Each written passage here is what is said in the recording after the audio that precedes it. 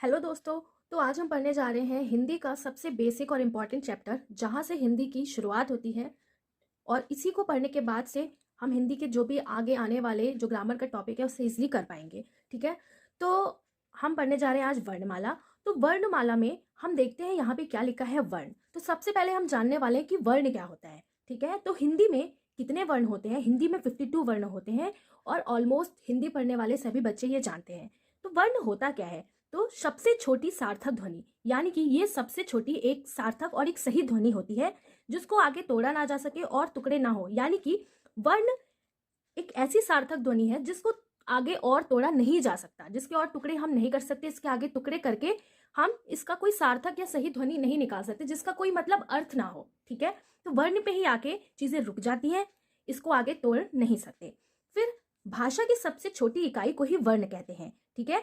और हिंदी में कितने वर्ण हैं? 52 वर्ण हैं और इसी को भाषा की सबसे छोटी इकाई कहते हैं। ये क्वेश्चन एक इंपॉर्टेंट हो जाता है क्योंकि कभी कभी ये क्वेश्चंस में आ जाता है कि भाषा की सबसे छोटी इकाई किसे कहा जाता है। तो ऑप्शन आ जाता है वर्ण, अक्षर। तो आंसर हमारा क्या हो जाएगा? वर्ण हो जाएगा।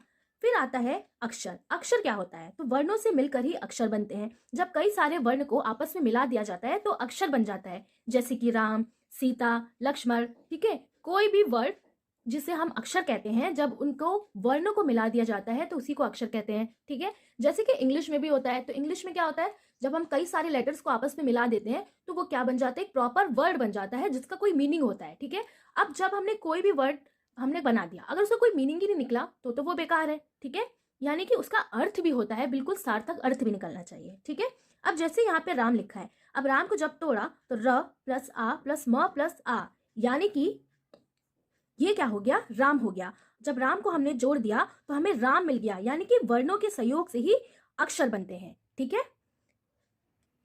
अब चलते हैं आगे। आगे क्या है? वर्णमाला क्या होता है? यानी कि वर्णों की माला। माला किसकी है? वर्णों की। वर्णों का व्यवस्थित क्रम वर्णमाला कहलाता है। यानी कि जो भी वर्ण है, जब उनको एक प्रॉपर सीक्वेंस में एक क्रम में लगा दिया जाता है तो वर्णमाला कहलाता है। ठीक है। जैसे आप इसे देख सकते हो, हिंदी वर्णमाला। ठीक है। इसमें कितने वर्णमाला है? टोटल 52 वर्णमाला है और ये आपको याद होना चाहिए। छोटा अ, बड़ा अ, छोटी बड़ी, छोटा ऊ, बड़ा ऊ, यही पूरा जो चार्ट है हिंदी वर्णमाला कहलाता है। ठीक है। हिंदी वर्णमाला आगे आने वाले संधि में बहुत ज्यादा इसका यूज होता है। सो हिंदी वर्णमाला हमें बिल्कुल अच्छे से याद होना चाहिए और पता होना चाहिए। तो हमने यहाँ पे देख लिया कि वर्णमाला क्या होता है। तो वर्णों का व्यवस्थित क्रम वर्णमाला कहलाता है। अब हिंदी लिखना, यानी कि हिंदी लिखने की जो लिपि है वो क्या होती है? देवनागरी लिपि होती है। और इंग्लिश लिखने की लिपि कौन सी होती है? रोमन लिपि। यानी कि हिंदी की लिपि है देवनागरी और इंग्लिश की लिपि है रोमन लिपि। हमने पीछे क्या देख लिया कि वर्णमाला क्या होता है, वर्ण क्या होता है, अक्षर क्या होता है। अब क्या किया गया है, जो हिंदी में 52 वर्ण है, 52 वर्ण है, उन्हें हम दो भागों में विभाजित करके पढ़ते हैं। तो दो भाग कौन कौन से हैं? स्वर और व्यंजन। ठीक है। स्वर और व्यंजन को ही वर्णों को विभाजित करके हम वर्ण को पढ़ते हैं। तो सबसे पहले हम यहाँ पे किसकी स्टडी करेंगे कि स्वर क्या होता है। ठीक है। तो बिना किसी की सहायता से ये बोले जाते हैं और मुख्यतः कितने होते हैं? 11 होते हैं। यानी कि स्वरों को बोलने के लिए किसी भी अदर वर्ण का यूज नहीं होगा। ठीक है। ये बिल्कुल स्वतंत्र होंगे, ये बिल्कुल आराम से बोले जाएंगे, किसी की इनकी जरूरत नहीं होती, इनको किसी की भी जरूरत नहीं होती है, बिल्कुल खुद में आराम से ये बोले जाते हैं। और मुख्यतः कितने होते हैं? 11 होते हैं। ठीक है। अब 11 स्वर कौन कौन से होते हैं? आ ई उ ऋषि, ए ओ औ। ठीक है। और हमें इन 11 स्वरों की मात्रा भी पता होनी चाहिए। छोटा आ, बड़ा आ, छोटी ई, बड़ी ई, छोटा ऊ, बड़ा ऊ, ऋषि, ए ओ औ। ठीक है। अब जो स्वर हैं उन्हें भी दो पार्ट में, यानी कि दो भाग में विभाजित किया गया है। एक मूल स्वर और दूसरा संयुक्त स्वर। मूल स्वर कौन कौन से होते हैं? मूल स्वर होते हैं मुख्यतः 3, छोटा अ, छोटी ई और छोटा ऊ, यानी कि अ ई उ। और संयुक्त स्वर होते हैं बड़ा आ, बड़ी ई, बड़ा ऊ, ऋषि, ए औ और ओ। ठीक है। छोटा आ, बड़ी ई, छोटा बड़ा ऊ, ऋषि, छोटा ए, बड़ा ए, छोटा ओ और ओ। ठीक है। जिस तरीके से आप इसको याद रख सको उस तरीके से आपको याद रखना है कि मूल स्वर होते हैं 3 और संयुक्त स्वर होते हैं जितने भी बचे हुए स्वर हो गए। ठीक है। अब स्वरों को भी विभाजित किया गया है कई सारे भागों में। तो हम पहला पढ़ेंगे, उच्चारण में लगने वाले समय के अकॉर्डिंग या समय के अनुसार स्वर के 3 भेद किए गए हैं। पहला है हस्व।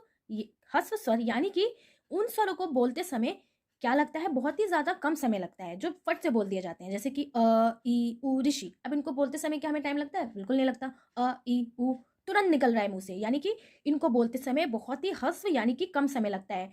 ठीक है, तो उच्चारण में लगने वाले समय के अकॉर्डिंग स्वर के होते हैं 3 भेद। पहला हमने पढ़ लिया ह्रस्व स्वर।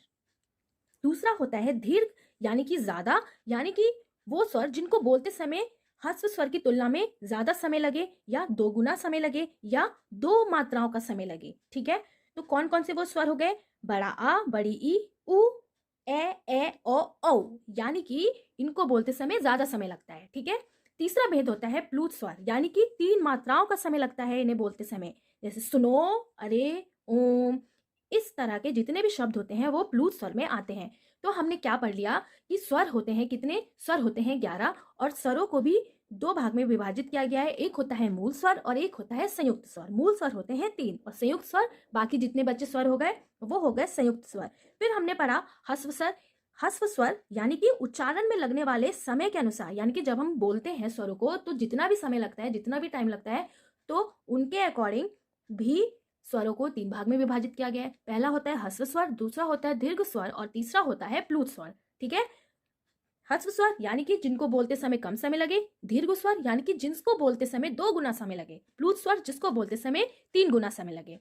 ठीक है, तो ये हमने पढ़ ली स्वर की बिल्कुल बेसिक जानकारी, बिल्कुल डीपली जानकारी। ठीक है, तो अब हम पढ़ने वाले हैं इन स्वरों का उच्चारण स्थान। उच्चारण स्थान यानी कि मुख से जब हम इन्हें बोलते हैं तो कहाँ कहाँ से बोलते हैं, कहाँ कहाँ से इनकी ध्वनियां निकलती हैं। तो पहला हमारा है अ आ, यानी कि छोटा अ और बड़ा आ, तो इसे बोला जाता है कंठ से। छोटी ई और बड़ी ई इसे बोला जाता है तालु से। छोटा ऊ और बड़ा ऊ इसे बोला जाता है ओष्ठ से। ऋषि इसे बोला जाता है मूर्धा या मूर्धन्य से। ए और ए इसे बोला जाता है कंठ तालव्य से। अ और अ इसे बोला जाता है कंठोस्थ से। अब आप यहाँ पे देख रहे हैं कि मैंने जो भी स्वर हैं इनको पेयर बना के बॉक्स में कर रखा है। अब ऐसा क्यों कर रखा है? ताकि ये मुझे आसानी से याद रहे और आपको भी याद रहे, यानी कि इनका जो उच्चारण स्थान है उसको याद करने के लिए इन्हें बॉक्स में एक सीक्वेंस में रख लिया है पेयर बना के। ठीक है, अब हमें क्या करना है? इनका शॉर्ट फॉर्म बना के याद करना है। कैसे याद करना है? अब कंठ, कंठ हो गया हमारा इंग्लिश के के से। ठीक है, और तालु हो गया हमारा टी से। ओष्ठ हो गया ओ से और मूर्धा हो गया हमारा एम से। ठीक है, हो गई यहाँ तक की बात। तो पहले हम याद करेंगे ऋषि तक, यानी कि ऋषि तक जो उच्चारण स्थान है वो कैसे है। तो हमें बस इसको 5 बार बोलना है, के टी ओ एम, के टी ओ एम, के टी ओ एम, के टी ओ एम। जैसे एटीएम होता है ना, एटीएम, वैसे बिल्कुल के टी ओ एम, के टी ओ एम। यानी कि जो भी हमने पेयर बनाया, छोटा आ, बड़ा आ, छोटी ई, बड़ी ई, छोटा ऊ, बड़ा ऊ और ऋषि, इन शुरू के जो पेयर है 4, उसको याद करने के लिए यानी हमने ये ट्रिक बनाई है, यानी कि छोटा और बड़ा आ के यानी कि कंठ, छोटी ई और बड़ी ई यानी कि टी तालु, और छोटा ऊ और बड़ा ऊ यानी कि ओ ओष्ठ, और ऋषि यानी कि एम।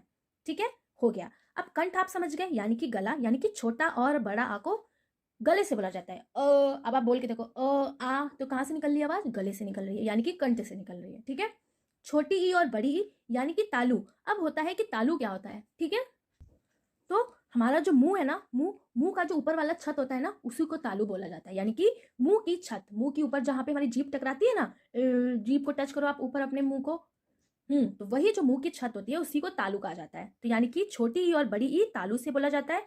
छोटा ऊ और बड़ा ऊ ओष्ठ से बोला जाता है। ओष्ठ यानी कि होठ से। ओ, अब आप देखो ऊ या ऊ बोल के देखो तो आपके जो ओठ है वो गोल हो जा रहा है, ऊ। ठीक है, यानी कि ओठ से बोला जा रहा है। और ऋषि यानी कि मूर्धा।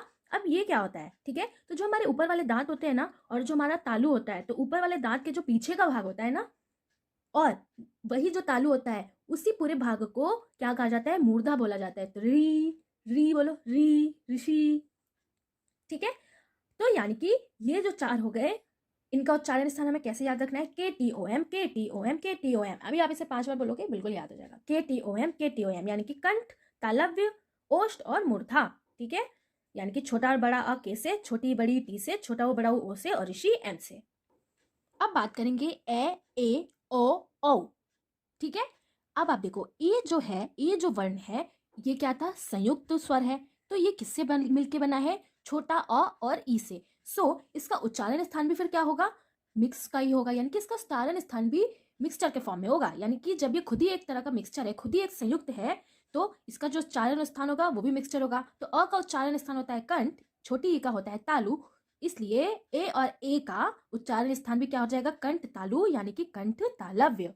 ओके, ऐसे ही ओ और ओ। अब ओ देखो, ओ कैसे मिलके बन रहा है, अ से और ऊ से, यानी कि अ से और अ से और ऊ से मिलाकर क्या बन रहा है, ओ बन रहा है। ठीक है, और ओ क्या हो जाएगा, अ प्लस बड़ा ओ मिला के क्या बन रहा है, औ बन रहा है। तो यानी कि इसका भी उच्चारण स्थान क्या हो जाएगा, कंठ ओष्ठ हो जाएगा। ठीक है, तो फिर से हम रिवाइज करते हैं। तो जब एग्जाम में आएगा तो आपको कैसे याद रखना है, अगर किसी स्वर का उच्चारण स्थान पूछेगा तो आपको फट से ये वाली ट्रिक बिल्कुल ध्यान रखनी है, KTOM, KTOM। तो आपको कैसे याद रखना है कि ऋषि तक क्या किया था, बॉक्स बना के याद किया था। KTOM फट से लिख लेना है, KTOM। और ध्यान करना है कि छोटा और बड़ा वाला यानी कि के का लिंक होगा पहले वाले स्वर से, टी का लिंक होगा उसके नेक्स्ट जो से, ओ का होगा उसके नेक्स्ट, एम का उसके नेक्स्ट, और बाकी के दोनों क्या है, संयुक्त है। सो इनका जो स्वर भी होगा वो भी क्या होगा, इनका जो उच्चारण स्थान होगा वो भी क्या होगा, संयुक्त होगा। यानी कि ए और ए का कंठ तालव्य, ओ और ओ का कंठ ओष्ठ्य। ठीक है, तो आज हमने पढ़ा वर्णमाला, वर्ण बिल्कुल बेसिक से, स्वर पढ़ा, स्वर और व्यंजन होता है, वर्ण को दो भागों में विभाजित करते हैं, स्वर और व्यंजन। तो आज हमने पढ़ा स्वर और स्वर का उच्चारण स्थान। ठीक है, अगर आपको ये वीडियो अच्छा लगा और आपको बिल्कुल अच्छे से समझ में आया तो आप मेरे वीडियो को एक थम्स अप दे सकते हैं, लाइक कर सकते हैं और मेरे चैनल को सब्सक्राइब भी कर सकते हैं। तो इसका हम नेक्स्ट पढ़ेंगे, नेक्स्ट हम क्या पढ़ने वाले हैं, फिर हम नेक्स्ट पढ़ेंगे व्यंजन, फिर उसका उच्चारण स्थान। और जब हम स्वर और व्यंजन को कंप्लीट कर लेंगे तो पुराने प्रीवियस ईयर जो भी जितने भी एग्जाम्स में आए हैं उसको हम पढ़ेंगे और उनके क्वेश्चंस को सॉल्व करने की कोशिश करेंगे। ठीक है, तो मिलते हैं अब नेक्स्ट वीडियो में। Thanks for watching.